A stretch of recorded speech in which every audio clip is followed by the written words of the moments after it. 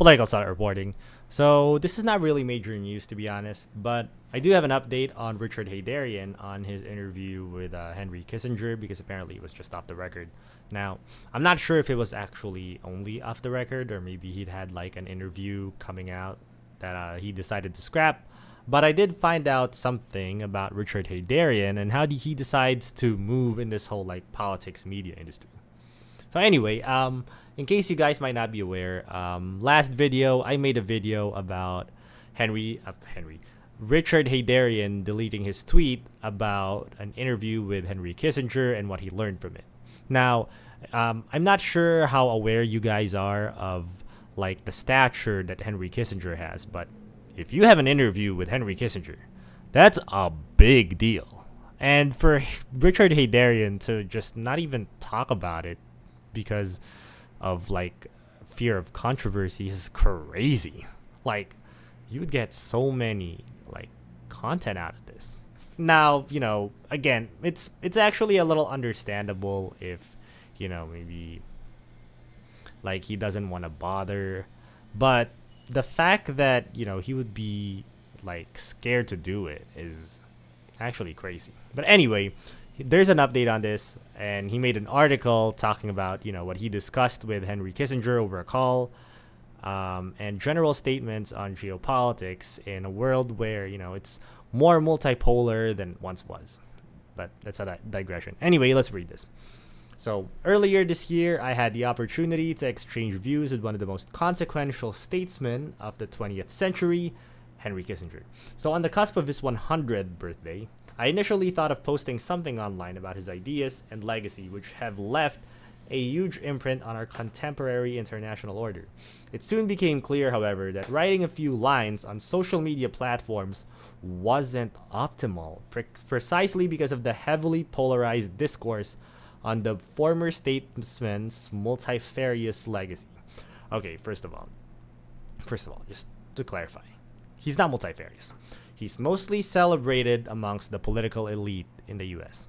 But outside of that, he's very much hated for what he did in Vietnam and how he dealt with the Soviet Union. And like, there's also some other groups, like for example, neoconservatives and all of the Russia hawks and all of the China hawks, hate him for different reasons because, at least in foreign policy, he has, ironically, despite what his reputation suggests, he had a more cordial approach with the Soviet Union and China. So, just for that, I think that, Heydarian is a little out of touch in his, what people perceive him to be. But, that's just a digression.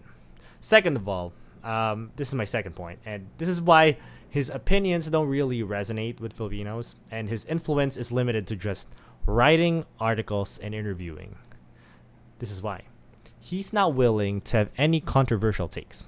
So, he said, it soon became clear, however, that writing a few lines on social media platforms wasn't optimal. What the fuck? Okay, again, it's not multifarious. And, like, you're an article writer. How hard would it be for you to explain this away? And Twitter isn't even a short form anymore. You can write, like, a long-ass article.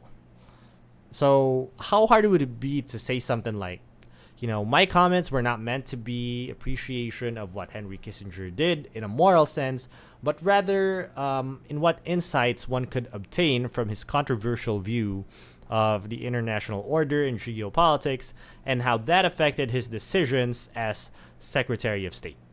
Done. How hard is that? Like, come on. I'm a keyboard warrior loser, and you couldn't come up with that shit? Come on. Here's the problem with, like, Heydarian and people like him. Heydarian is such a coward. He thinks that like he is gonna lose his job over a little controversy. But if it was me, like, stand on your opinions and your content. Like, you've got millions in the bank. You can afford to like sleep at night because some people don't like what you, a political writer, has to say in politics. But like these people like Heydarian, they just play it safe. They play the centrist role, and they don't want to have any controversy. Sorry, And because of that, their opinions will never be respected, and they will be limited to just reporting. Anyway, political self reporting. That's all for now. Now, I have the link of the article in the description if you want to see it. Although he didn't really say anything insightful or anything that like Henry Kissinger thought about current issues, which I feel like he should have asked at least, or like at least just like quoted. But no, nothing. That's all for now. See you next time.